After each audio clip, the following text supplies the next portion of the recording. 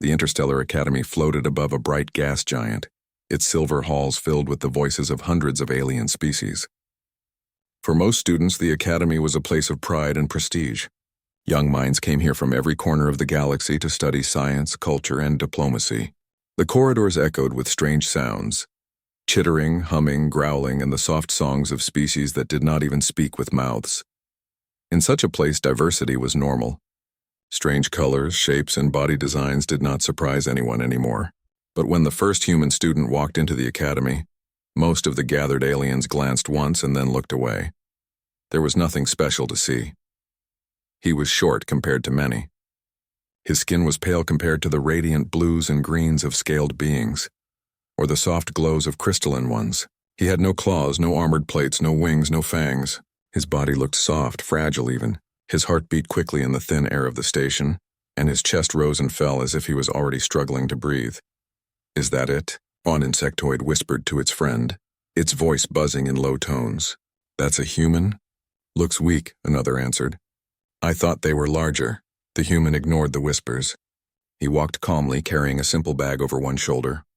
His eyes moved carefully, scanning the hall. He was not impressed by the shining walls or the variety of species. He looked tired, like someone who had walked through storms before and found this place strangely quiet. The academy soon forgot him. He sat in lectures, kept notes on a tablet, and rarely spoke. While other students competed to show off knowledge of their homeworlds, he remained silent. During a lecture on planetary ecology, a tall reptilian raised its head proudly. "On my world, the gravity is 3 times stronger than here. My people evolved with bones thick as iron rods. Few species could even walk on our soil." A feathered alien next to him spread its wings. "My home skies are filled with storms of acid rain. Our nests are built under stone cliffs." The weak did not survive long. Only the strongest bloodlines remain. More and more students joined in, boasting of volcanoes, crushing seas, poisonous plants, and predators with teeth like blades. Each story earned nods of respect, murmurs of admiration, or nervous shivers. The professor smiled and encouraged them. Yes, every world shapes its people in different ways. This is why the Academy values diversity." Then slowly the room's attention turned toward the quiet human at the back. He had not spoken once in weeks. His notes were neat. His eyes were calm. He was too ordinary, too quiet. An aquatic student, its voice bubbling from a translator device, tilted its head. "Human, what of your world? Surely it must be very peaceful for you to look so fragile." Laughter spread across the class. Some meant no harm. Some meant insult. The human looked up. His gaze was steady. "Peaceful?" he asked softly. His voice was not strong, not loud, but it carried across the room. The professor, curious, gestured for him to answer. "Go on, young one. Tell us about Earth." The human paused. His lips curved slightly. Not in amusement, not in anger, but in something between. A quiet smile, the kind given by someone who knows a secret the others do not. "You really have no idea where I come from, do you?" he said. The room grew still. For days after, whispers followed him through the halls. Aliens wondered what the human had meant. Was Earth more dangerous than it looked? Or was it only a bluff? In the dining hall, he ate alone at first. Alien foods glowed, hissed, or swirled in containers. He stuck to simple meals: bread, fruit, water. A scaled student sat across from him one day, curious. "Your world," it said. "Is it truly dangerous?" "You look too soft." The human took a slow bite, chewed, and answered with the same calm tone. "Dangerous." "Yes, always, every day." Since the beginning, the scaled student leaned closer. "Predators." The human nodded. "Predators, storms, disease, hunger. On Earth, everything is dangerous. Even the plants try to kill you sometimes." The scaled student laughed nervously, unsure if it was a joke. "Plants?" The human only smiled faintly and returned to his meal. Word spread again. More aliens asked questions. Each time the human gave a short, simple answer. Nothing dramatic, nothing shouted, just truth spoken as if it were obvious. When another student scoffed, "You exaggerate," the human shrugged. "If I were exaggerating, I wouldn't be alive to tell you." The turning point came during a biology lecture about planetary classifications. The professor explained how worlds are rated: safe, moderate, hazardous, extreme. Students shared how their own planets fit into those categories. Most fell into hazardous, very few into extreme. The professor then turned to the human. And Earth? The human looked at the board, then at the class. His expression remained calm, but his eyes seemed older than his years. Earth, he said slowly, is what you call a death world. The room went silent. A winged alien tilted its head sharply. Impossible. Death worlds are uninhabitable. Nothing survives there. The human's voice was soft but unshaken. We survived. Some laughed. Some stared. Some shifted uneasily. The professor narrowed his eyes with curiosity. Do you mean Earth truly meets the criteria? Predators, unstable weather, high disease rate, dangerous terrain, limited safe zones? The human nodded once. All of it. And more, the class murmured. Confusion and disbelief mixed with nervousness. One of the larger predator species growled, amused. You expect us to believe your kind grew strong on such a cursed place? Look at you, no claws, no fangs, no armor. The human finally leaned forward. For the first time, his eyes were sharp. You see weakness, he said. But weakness on Earth means death. We survived because we had to. We learned to think, to hunt, to fight storms, to endure pain. We learned to adapt faster than anything else. Because on Earth, everything is always trying to kill you. The predator species stopped smiling. That night, in the Academy's common hall, students whispered to each other, Did you hear what he said? A death world? He must be lying. No. Look at him. He wasn't boasting. He was warning us. For the first time, some began to look at the human differently. Not as weak, not as fragile, but as something strange, something dangerous in its own quiet way. And the human, he simply returned to his room, placed his notes neatly on his desk, and looked out the window at the endless stars. Nobody feared humans. Not yet, but the first seeds of doubt had been planted. The days after the human's words were filled with whispers. No one forgot what he had said in class, that Earth was a death world. The idea crawled into the minds of the Academy students like a splinter. Some dismissed it. He lies, he wants attention. One insectoid student clicked to its group. Others shook their heads. No, he didn't speak like one who brags. He spoke like one who remembers. The human noticed the stares but paid them little attention. He kept to his studies, moving quietly through the wide silver halls of the Academy. He carried himself as he always had, calm, simple, ordinary. But the ordinary look now carried a shadow of something more. One afternoon in the dining hall, a group of alien students gathered around his table. They were not hostile, but curious. They leaned in, their translator devices humming softly as they spoke. Human, one asked. What makes your world a death world? Tell us. The human placed down his spoon and looked at them. His eyes moved from face to face. They expected a dramatic speech. Instead, he spoke with the same plain tone. On Earth, he said, the air itself can kill. Too hot, too cold, too dry, too wet. Our weather changes fast. Floods, storms, and lightning can strike without warning. An avian student let out a sharp sound. Lightning? Fire falling from the sky? Yes, the human nodded. Bolts of fire and light strong enough to tear a tree in half. It happens all the time. The group exchanged uneasy looks. Another student scoffed. That cannot be common. If so, how do your cities stand? The human gave a small smile. We build them again when they fall. The table grew silent. Later, in a lecture on disease resistance, the professor spoke about pathogens, tiny killers invisible to the eye. Many species had fragile bodies. Without medicine, even small infections could wipe out whole colonies. When the professor asked the students to share experiences, a crystalline being explained how its kind was nearly destroyed by a fungus that lived in soil. An aquatic alien described a plague that once spread through its oceans.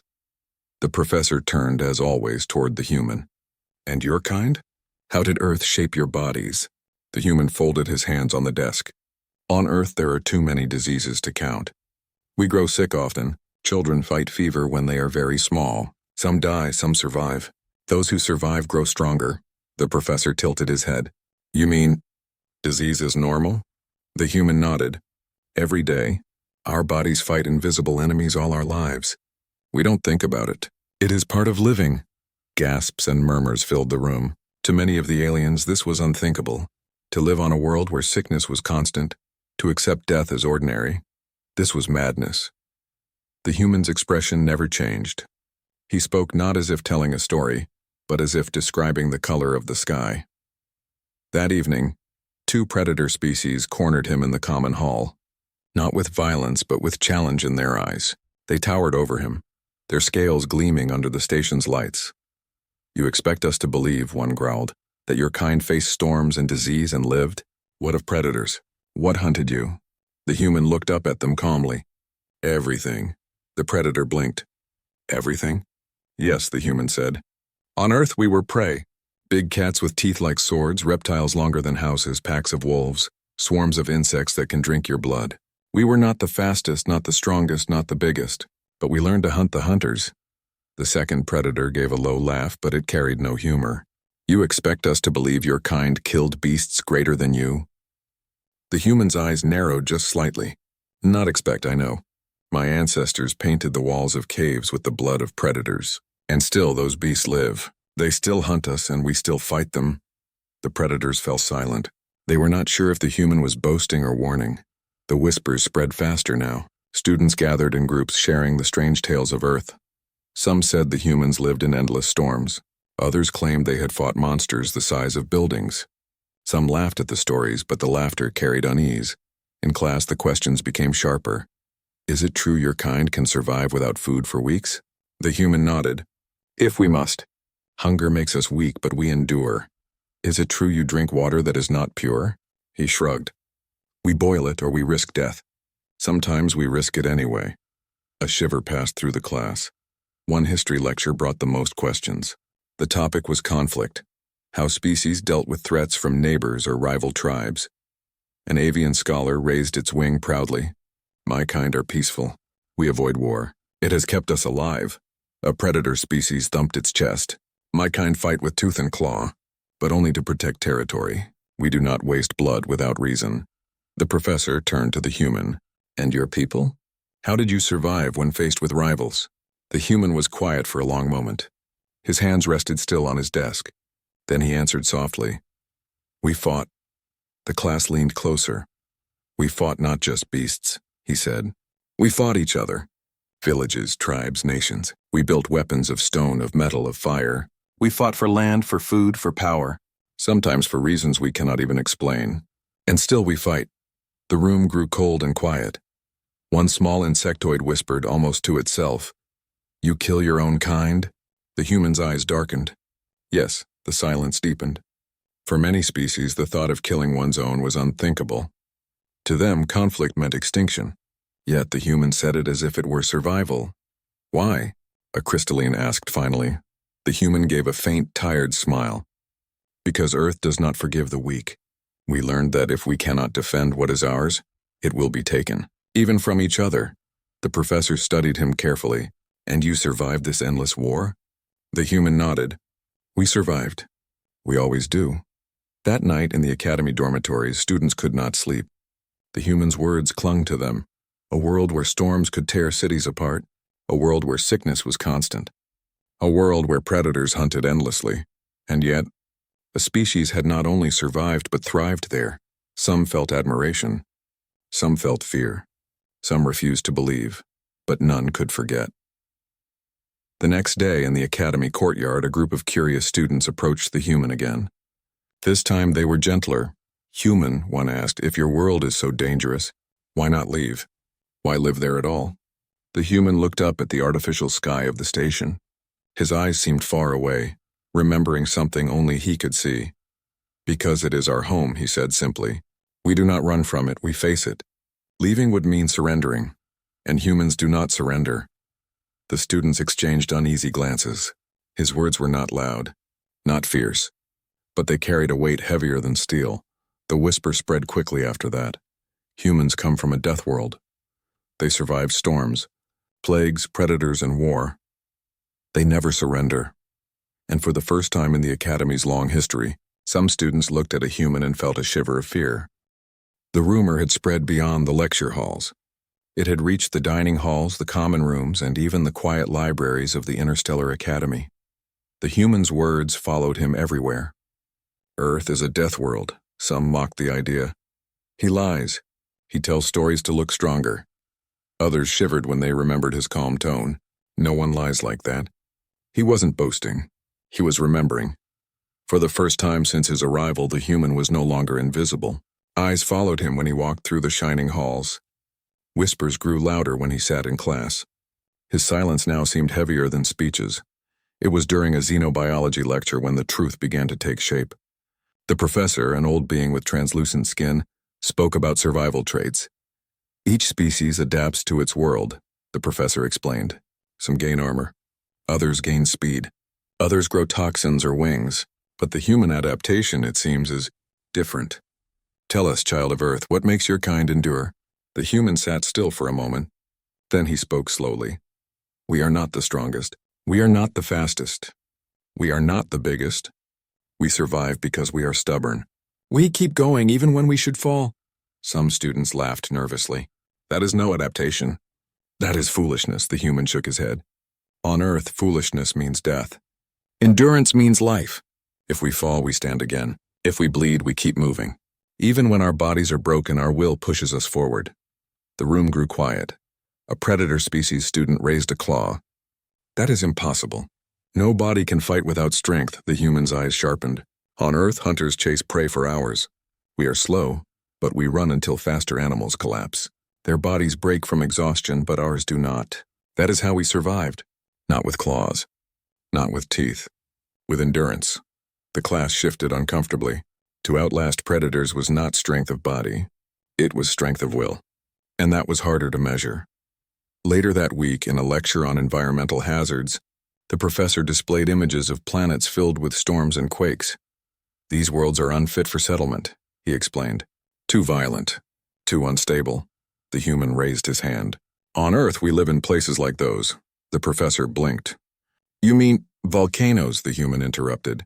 Mountains that explode with fire and ash. My people live nearby. The class gasped. Quakes, the human continued. The ground shakes and swallows houses. Still we rebuild. Gasps turned into silence. Hurricanes, he said softly. Winds strong enough to tear whole cities apart. They come every year. We prepare and we endure. One avian student finally cried out, But why stay in such cursed places? The human's gaze was steady. Because it is our home. Because danger never leaves us. If not storms, then predators. If not predators, then disease. We cannot run, so we face it. The silence in the room was heavy. For many aliens, the idea of living near such danger was madness. Yet the human spoke of it as if it were normal. In the academy courtyard, crowds began to form around him. They wanted more stories.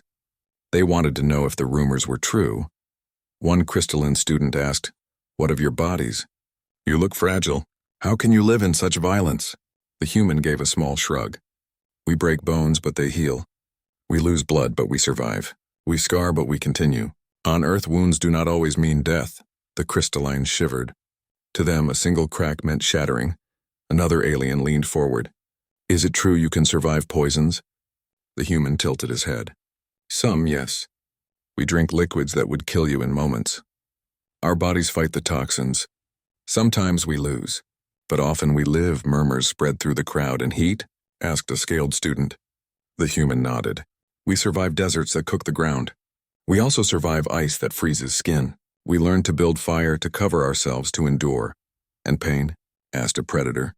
The human's eyes grew sharp. Pain teaches us. Pain tells us we are still alive. We do not run from it. We use it. The predator lowered its gaze. The rumors reached the Academy Council. Even professors began speaking of Earth in quiet tones. Some searched archives for data. What they found confirmed the human's words. Earth's classification matched the criteria of a death world, high predator density. Unstable climate, frequent natural disasters, heavy disease presence, toxic plants and dangerous insects. And yet, against all reason, humanity thrived. The turning point came during a debate exercise. The professor asked students to argue about the role of aggression in survival. A gentle aquatic being spoke first. Aggression destroys. Peace builds. That is why we are here, learning together. A predator followed. Aggression is survival. Without it, the weak are consumed. Then the professor gestured toward the human. And you? What say you, child of Earth? The human stood slowly. His gaze swept the room. His voice was calm, but every word carried weight. On Earth, we learned both. We learned peace when we could and war when we had to. We learned to fight not only beasts but each other. We built weapons, armies, machines of destruction. We scarred our world with fire. The room fell still. And yet, he continued, we also learned to heal, to build, to hope. We are both predator and prey, both destroyer and creator. That is what Earth made us. A student whispered, that is madness. The human looked at him and his voice was quiet but sharp. No, that is survival. At the end of the debate, a large predator species approached him. Its eyes burned with challenge. You claim your kind can fight even predators like us. Do you mean it? The human's gaze did not waver. If we must, the predator growled. How? The human leaned closer, his voice a whisper that chilled everyone nearby. We do not need to be stronger. We only need to endure, long enough to find your weakness, long enough to turn your strength against you. On Earth, even the mightiest fall. And we are always waiting. The predator stepped back unsettled. That night, the academy buzzed with new whispers. Fear had entered the voices now. Not loud fear, not open fear, but quiet, creeping fear. They had mocked the human when he arrived. They had called him fragile, weak, soft. But now they saw him in a different light, not as the strongest, not as the fastest, but as something harder to understand. A creature shaped by endless danger. A species that survived storms, predators, and even itself. A people that endured when all logic said they should have died. For the first time, some students locked their doors when they slept. For the first time, some looked over their shoulders when the human walked past. And for the first time, the galaxy began to understand what it meant to come from a death world. The academy buzzed like a hive ready to burst. Rumors of Earth had reached every corner, every lecture, every dining table, every common hall. Some still doubted. Some believed. But all agreed on one thing. The human was no longer invisible. It was then that the announcement came. The annual survival exercise will begin tomorrow, the professor declared in a deep voice. Each group will face an artificial environment created to test your ability to adapt, endure, and work together. Every year we learn much from this test. Whispers spread instantly. Survival? This was the chance. The chance to see if the human stories were true. That night, students gathered in groups planning strategies.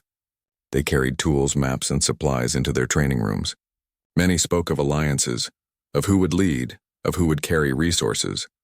The human sat alone at his desk, sharpening a simple piece of metal into a knife. He carried no heavy packs, no glowing devices. Only a few ropes, a small fire starter, and the knife. To him, this was not a game. It was memory. He had lived through storms and hunger before. This test was nothing new. The next morning, the students stood in the academy's great chamber. Above them, a wide dome shimmered with light, projecting the test environment inside. The professors watched from high platforms. Today, one professor announced, you will enter a simulated wilderness. The land is dangerous. Food is limited. Weather will shift. Only those who adapt will succeed. Work together or fall apart. The dome walls glowed. Inside, a vast landscape appeared. Forests of dark trees, rivers rushing with cold water, skies heavy with storm clouds. The simulation was no toy. It looked real, smelled real, even felt real. The groups entered. The test began. From the start, panic spread. The winged species struggled in the heavy wind. The crystalline beings cracked when they slipped on rocks. The insectoids feared the cold rain that fell suddenly from the sky. Within hours, groups were shouting at each other, blaming leaders, dropping supplies. The human moved differently. Calm, quiet, steady. He gathered fallen branches, tied them with rope, built a simple shelter against a stone wall. While others argued, he built fire. While others searched for glowing fruits, he boiled river water. Soon, some of the struggling students noticed. Human, one avian cried, soaked and shivering. How do you make heat from dead wood? The human did not boast. He simply pointed. Dry bark. Strike the spark here. Blow gently. Fire will come. The avian tried, failed, tried again. The human showed him patiently. At last, fire flickered to life. The avian's feathers shook with awe.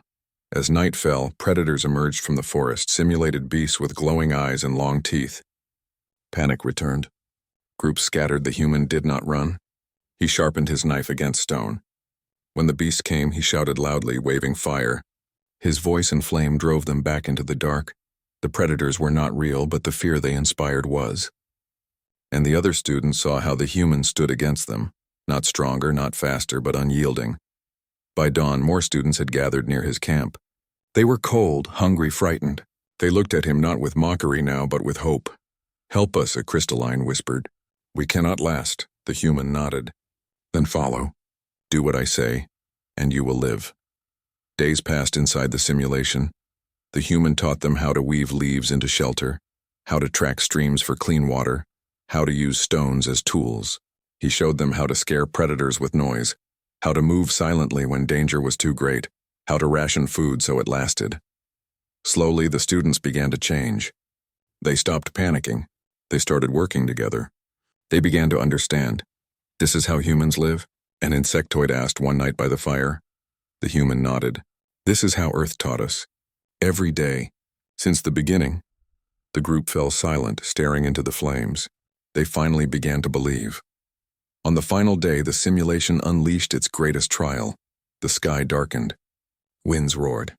Lightning split the air. Rain poured like falling oceans. A storm unlike any the aliens had ever seen crashed down on them. Some screamed. Some fell to the ground in despair, but the humans stood tall, shouting over the thunder. "Tie the shelters down. Keep the fire covered. Stay low, stay together." He moved among them, securing ropes, lifting those who fell, guiding them through the chaos. His voice cut through the storm like steel. When a shelter collapsed, he rebuilt it. When fire died, he sparked it again. When fear froze their hearts, his steady gaze kept them moving. The storm raged for hours. The students endured because the human endured. And when the skies finally cleared, they were still alive. Soaked, exhausted, shaken, but alive. The simulation ended. The dome walls faded, and the academy chamber returned. Professors and council members stared down from the platforms. The human stood among a circle of trembling, grateful aliens. They looked at him not as weak, not as fragile, but as something else entirely. One avian whispered, "Without him, we would have failed." Another predator muttered, "Without him, we would have died." The professors recorded everything in silence. They had seen it too. Later in the Great Hall, the results were announced. Of all groups, the professor said, only one endured the full trial without collapse. Only one survived the storm, the predators and the hunger. That group was led by the human. The hall erupted in murmurs. Some clapped, some whispered in awe, some only stared. The human did not smile. He did not bow. He simply stood with calm eyes as if nothing surprising had happened. That evening, whispers turned into a single truth spreading across the academy. Never underestimate a human. They come from the planet that kills the unprepared. They endure what others cannot. The human walked the halls quietly. Students stepped aside not out of hatred but out of respect. Even fear he never boasted. He never shouted. He let the stories of Earth speak for him. And now, no one laughed at his soft skin, his small frame, or his simple meals. They remembered the fire he lit against the storm. They remembered his voice guiding them through chaos. They remembered the truth. Humans come from a death world. The stars outside the academy dome burned bright and cold. The human stood at the window, hands in his pockets, eyes calm. Nobody had feared humans before. Now nobody dared to forget what they were.